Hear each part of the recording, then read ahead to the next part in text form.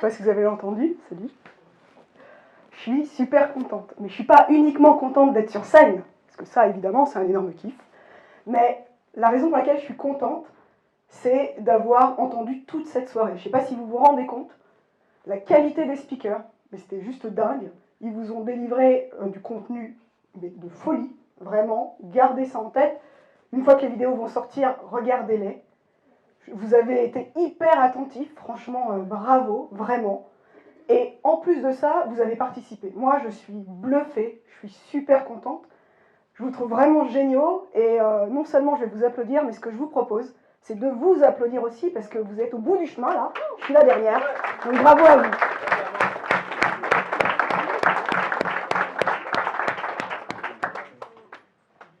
Alors, je m'appelle Magali Pigeon. Et mon boulot aujourd'hui, c'est d'accompagner les entrepreneurs à travers les pays que j'appelle jeunes, la Caraïbe, francophone, anglophone, hispanophone, et également l'Amérique latine. Alors ça veut dire que finalement, j'ai affaire à de nombreux entrepreneurs. Je les vois passer tous les jours avec leurs projets, avec leurs envies, avec leurs questions. Et puis, il faut aussi que je vous dise que moi aussi, je suis une entrepreneuse. D'abord, ça a commencé quand j'étais toute petite, plus vieille, étudiante. Alors l'étudiante, quand on est étudiant pour monter sa boîte, c'est juste génial pour au moins 3 raisons. La première, c'est qu'on a du temps, et ça on le sait tous, on a énormément de temps quand on est étudiant. Deuxième point, quand on est étudiant, on n'a pas de pognon, donc on ne se pose pas de question de où est le pognon. Voilà. Et le troisième point, c'est qu'en général, on n'a pas d'attache familiale autre que maman, papa. Bon. Donc en fait, c'est génial. Donc j'ai vécu cette période-là. Ensuite, je suis allée prendre des grosses responsabilités dans des gros postes, dans des grosses boîtes. C'était cool, j'avais le bureau à l'angle, je voyais le Sacré-Cœur, la Tour Eiffel, enfin tout Paris, c'était génial. Et puis après, je me suis dit, bon, c'est cool cette forme d'entrepreneuriat, mais on va en faire une autre. Et donc, je suis redevenue entrepreneur, cette fois-ci avec un angle un peu différent, puisque du temps, enfin, en tout cas, mon rapport au temps a un peu changé. Le pognon, j'ai des engagements financiers, donc ça compte. Et quant à la charge familiale, elle est là, donc voilà. Tout ça pour vous dire que finalement, l'histoire de l'entrepreneur, je la connais aussi de l'intérieur, pour le vivre en ce moment, pour l'avoir vécu, etc., etc. Et ce que j'avais prévu ce soir, c'était de vous parler d'un truc un peu technique sur comment est-ce qu'on fait pour vraiment réussir sa boîte. Et là, après ce que j'ai entendu ce soir, et vraiment, je vous le redis, je suis bluffée, je me dis que il faut que je vous donne un vrai cadeau et que je vous donne, en tout cas que je partage avec vous, l'épiphanie que j'ai eue il y a quelques temps sur finalement quelle est la clé, quel est le levier qui peut nous permettre tous de réussir notre projet entrepreneurial. Alors si vous en êtes d'accord, c'est ce que je vous propose. Je prends le discours, ou en tout cas le texte que j'avais préparé. Ce que je fais, c'est que je le déchire, parce que plus rien. Puis je déchire vachement bien. Ne me dites pas après que vous ne voulez pas avoir la clé parce qu'on est embêté. Et si vous en êtes d'accord, on part sur ce secret-là. Ça vous va?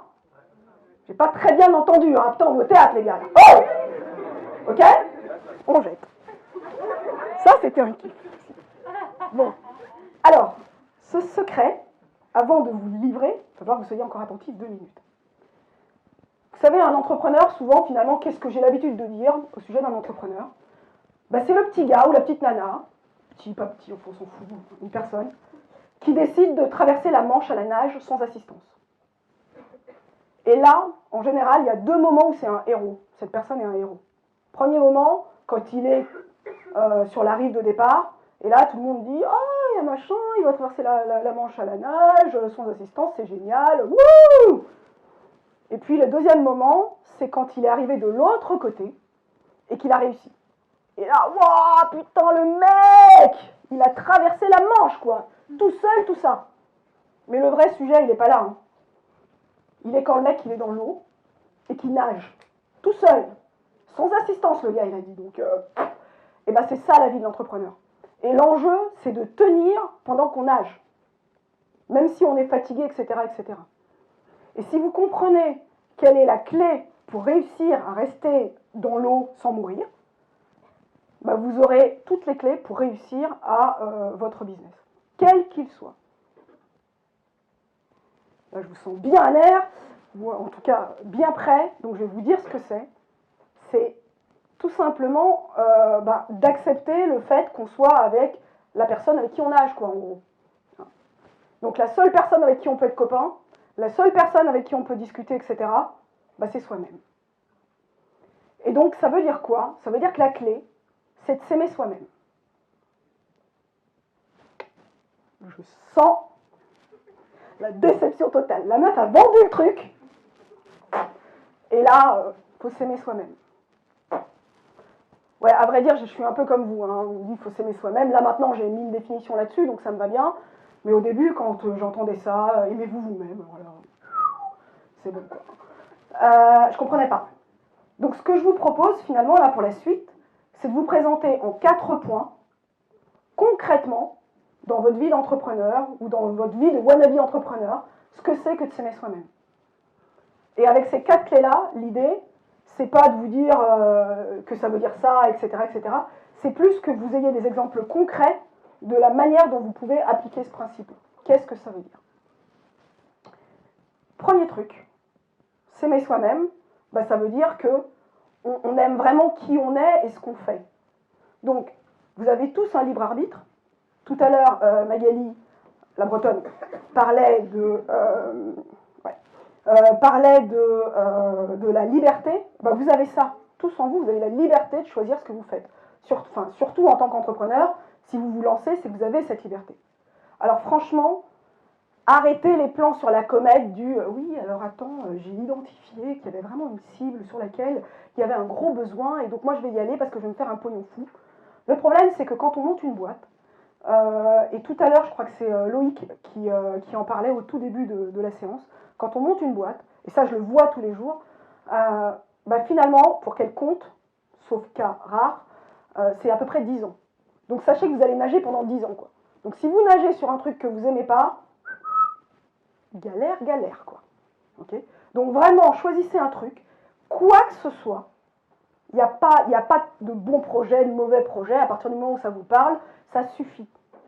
Donc, premier point, faites ce que vous aimez. Quelque chose qui vous ressemble, vous, pas le truc que votre grand-mère, votre grand-père, votre mère, votre frère, votre soeur, votre mec, votre meuf veut que vous fassiez. Ce que vous aimez. Ça, c'est la première clé. Très simple, mais franchement, pensez-y, 10 ans, quoi. 10 ans. C'est beaucoup. Deuxième clé, c'est vraiment de faire du mieux que vous pouvez. Quoi que vous fassiez. Au début, et on est tous passés par là, je crois, pour tous ceux qui marchent, on a commencé à marcher à ramper. J'ai redécouvert ça il n'y a pas longtemps, c'est fabuleux. Des trucs. Après, on marche à 4 pattes. Je ne sais pas si vous avez vu, mais on marche en arrière à 4 pattes d'abord, c'est quand même dingue. Après, on apprend à marcher en avant, on se lève, etc. Et on en arrive là où on en est aujourd'hui. Et pourtant, à chaque fois qu'on voit un enfant faire ce chemin-là, on est super content parce que il a progressé, il a évolué et on voit qu'il a donné le meilleur de soi-même. Pourquoi est-ce que quand on passe à l'âge adulte, on oublie ça? Je ne comprends pas. En fait, l'idée qu'il y a derrière, c'est imaginez-vous en train de courir, vous êtes en train de faire un 100 mètres. Si vous vous êtes arraché pendant ce 100 mètres, vous avez couru de toutes vos forces, même si vous arrivez bon dernier, vous serez fier de vous. Parce que déjà, vous avez couru. C'est un peu comme le marathon pour tous les marathoniens de la salle ou ceux qui connaissent des marathoniens, etc. Rien que le fait d'avoir fini, c'est génial. Et c'est parce qu'on est allé au bout de nous-mêmes. Maintenant, imaginez-vous que vous couriez ce 100 mètres ou ce marathon, vous arrivez deuxième, mais franchement, vous n'avez pas du tout forcé, vous n'avez rien fait. Et là, c'est horrible. Je ne sais pas à qui c'est déjà arrivé ce genre de situation-là, mais là, on s'en veut. Et on a des regrets, c'est complètement ridicule. Bien franchement, en tout cas, une clé pour arriver à s'aimer, pour ne pas être en colère contre soi-même, etc., c'est toujours se donner du mieux possible. Point. Et il n'y a pas de règle. Et en plus, l'action appelle l'action. Donc le fait qu'on ait d'abord qu'on ait réussi une première étape, ça nous permet de réussir une étape plus importante après. Je passe à la troisième clé. La troisième clé, c'est d'oser parler aux gens de ce qu'on fait. Parce que alors là c'est l'autre truc. Oui, alors Magali, tu vois, j'ai trouvé un truc extrêmement intéressant. Je pense que je suis le premier sur le marché. Mais je veux pas trop en parler maintenant parce que mon produit n'est pas complètement fini. Et bon, mais je pense qu'il sera fini dans 6 mois. Bon, déjà, en général, le truc est jamais fini 6 mois plus tard. Et surtout, il ne sort jamais. Et après, il y a un petit copain ou quelqu'un qui sort le produit auquel il pensait. Ah, j'avais une idée. Bah, c'est juste dingue, ça. Sérieusement, c'est juste dingue. Franchement, parlez de ce que vous faites. Quoi que ce soit, parlez-en, ne serait-ce que pour prendre la température.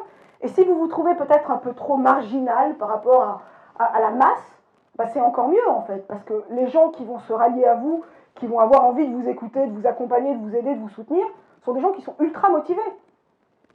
Et il est évident qu'il est préférable d'avoir une petite troupe de hyper fans, de très grands fans, plutôt qu'une cohorte, qu'une assemblée entière de gens qui sont tièdes, quoi. Donc vraiment, ça aussi c'est une autre clé, parce que si on voit que les autres nous aiment et nous accompagnent, etc., ben on est boosté, quoi. On est boosté. Donc vraiment, ça aussi c'est un super levier pour arriver à s'aimer soi-même. Dernier levier, un peu pratique, le dernier levier, eh bien, alors là c'est un truc qui, au début, qui me paraissait fou, mais c'est vraiment de faire les choses sans se préoccuper du résultat. C'est un peu comme quelqu'un qui tirerait à l'arc, alors il a des cibles devant lui, il bande l'arc, il tire, vous voyez, bon, je ne suis pas très bonne au tir à l'arc, bref, il tire à l'arc, et puis quand il a lâché la flèche, ça ne l'intéresse pas, il ne regarde pas. C'est un peu bizarre, mais ça veut dire quoi? Ça veut dire que la concentration et la force qu'on a, elle est dans l'action qu'on mène en ce moment, pas dans l'objectif.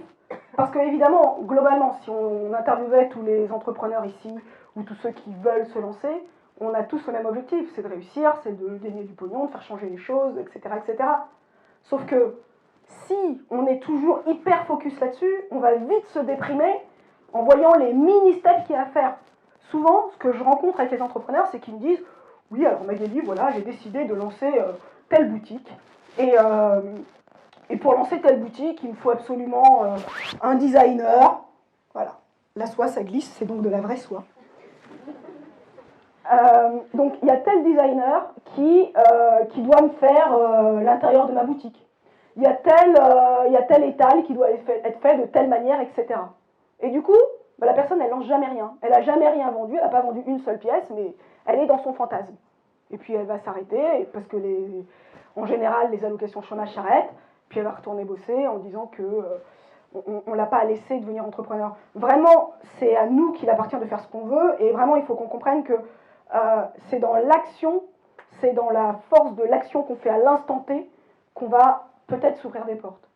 Typiquement, je vous parle ici, ça me fait super plaisir, mais je me dis pas je vais leur parler parce que je veux leur placer tel produit ou je sais pas quoi. J'ai rien à vous placer, j'ai juste à vous transmettre parce que moi, il y a un truc que j'ai fait là, il n'y a pas très longtemps, c'est que je me suis dit, ok, j'ai compris ça, donc moi je vais me lever tous les matins, je vais me lever, et en me brossant les dents ou en me douchant, je vais me répéter, je m'aime, je m'aime, je m'aime, je m'aime. J'avais lu ça quelque part et je me suis dit, je vais faire ça. Et bien, vous me croirez si vous voulez, non seulement ça m'a un peu détendu, oui, je suis détendue là, donc voilà, non seulement ça m'a détendue, dans le business, il y a plein d'opportunités qui se sont ouvertes beaucoup plus rapidement, et effet qui se coule, dans ma vie perso, c'est aussi vachement plus cool. Donc vraiment, aimez-vous vous-même, ça a du sens, il faut comprendre ce qu'il y a derrière, mais là, avec les 4 clés que je vous ai données, qui sont des clés vraiment pragmatiques, hein, ça devrait vous permettre, en tout cas, d'accepter, de croire que vous méritez d'être aimé par vous-même. C'est un peu bizarre comme phrase, comme construction, mais en général, on aime tout le monde, on aime tout le monde plus que soi, et c'est souvent là où on se trompe le plus. Donc, ce que je vous propose avant de vous abandonner, de vous laisser pour savourer la fin de la soirée, c'est qu'on prenne 5 secondes, vous preniez 5 secondes, et que vous réfléchissiez à ce que vous aimez vraiment chez vous. Un truc chez vous, hein, pas mon mec, pas mon chat, pas mes enfants. Vous. Qu'est-ce que vous aimez? Dès que c'est bon, vous me levez la main, s'il vous plaît. Attention, je vois que les 2 premiers rangs, donc je m'approche, et là, je vois beaucoup mieux. Bah, personne... Non, je ne vais pas vous interroger, je ne vais pas vous demander ce que c'est. Hein. Dès que vous avez trouvé dans votre fort intérieur, vous levez la main. Putain, personne ne scène ici? Qu'est-ce que c'est que ça, là? Merci, Mickaël, fais-moi plaisir. Ok. Merci. Bon, bref. Et... ok, en fait, c'est quand même un peu difficile, mais vraiment essayez de faire cet exercice-là. Et ce que je vous propose vraiment pour finir, là, c'est que maintenant, on s'applaudisse à nouveau, parce que c'est fini. Et, pendant que vous vous applaudissez, là, ce que vous allez faire, c'est que vous allez vous applaudir vous-même. Pas comme tout à l'heure, on a passé une super soirée, les speakers étaient cool, on est cool. C'est vraiment, je m'applaudis moi, parce que j'aime ce que je suis, et que je sais maintenant comment faire pour m'aimer de plus en plus, et du coup, de devenir un entrepreneur successful. Ou de renforcer cette qualité-là. On y va? À 3, parce que j'aime bien les décomptes. 1, 2, 3. Merci. Très bien.